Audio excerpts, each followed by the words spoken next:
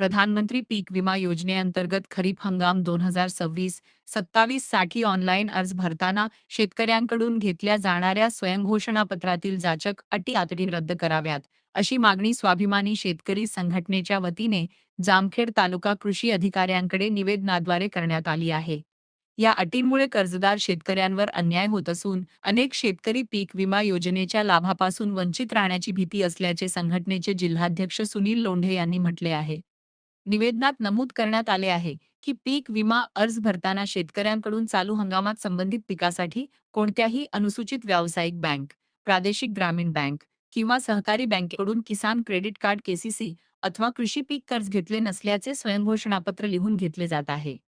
पुढे ही माहिती चुकीची आढळल्यास विमा अर्ज नाकारण्याचा, विमा लाभ रोखण्याचा किंवा विमा पॉलिसी रद्द करण्याचा अधिकार संबंधित विमा कंपनी अथवा शासनाला राहील, अशी अट त्यात नमूद करण्यात आली आहे. संघटनेच्या म्हणण्यानुसार या अटीमुळे कर्जदार शेतकरी अडचणीत येत असून त्यांचे आर्थिक नुकसान होण्याची शक्यता आहे. खर्डा व परिसर हा वर्षणप्रवण भाग असून मोठे सिंचन प्रकल्प नसल्याने बहुतांश शेतकरी विहीर, बोरवेल किंवा पावसाच्या पाण्यावर आधारित शेती करतात. निसर्गाच्या अनिश्चिततेमुळे पीक नुकसानीचा धोका कायम असल्याने शेतकरी मोठ्या प्रमाणात पीक विमा योजनेत सहभागी होत असतात. मात्र स्वयंघोषणापत्रातील अटी त्यांच्या हिताच्या विरोधात असल्याचा आरोप संघटनेने केला आहे. शेतकऱ्यांना न्याय मिळावा तसेच पीक विमा योजनेचा लाभ अधिकाधिक शेतकऱ्यांपर्यंत पोहोचावा यासाठी संबंधित स्वयंघोषणापत्र शिथिल करून ते शेतकरी हिताचे व लाभदायक स्वरूपाचे करण्यात यावे, अशी मागणी निवेदनाद्वारे करण्यात आली आहे. निवेदनावर पंढरीनाथ रामादौंड, अंकुश बबन वाघ, जनार्दन किसन भोंडवे, हनुमंत उगले यांच्यासह अनेक शेतकऱ्यांच्या सह्या आहेत. याबाबत जामखेड तालुका कृषी अधिकारी रवींद्र घुले यांनी सांगितले की निवेदन प्राप्त झाले असून ते वरिष्ठ स्तरावर पाठविण्यात आले आहे. वरिष्ठांकडून सूचना प्राप्त झाल्यानंतर त्यानुसार शेतकऱ्यांना माहिती देण्यात. नमस्कार. शेतकरी संघटनेचे जिल्हा अध्यक्ष सुनील लोंढे. आज विमा शेतकऱ्यांनी भरावा का नाही हे आज आम्ही प्रत्यक्ष शेतकरी संघटनेचे अध्यक्ष सुनील लोंढे यांना विचारलं.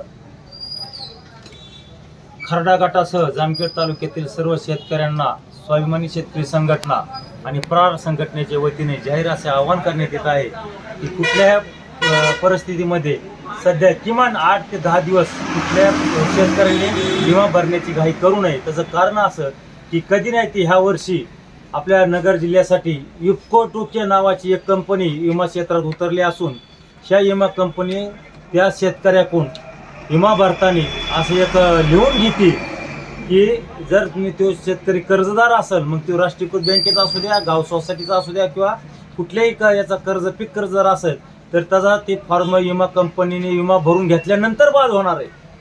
कशामुळे बाद होणार? तर तो असं त्यांनी याला निर्देश आणून दिलं की तुम्ही एकतर लक्षात आणून त्यांनी की तुम्ही खरीपाचे शेतकरी आहेत.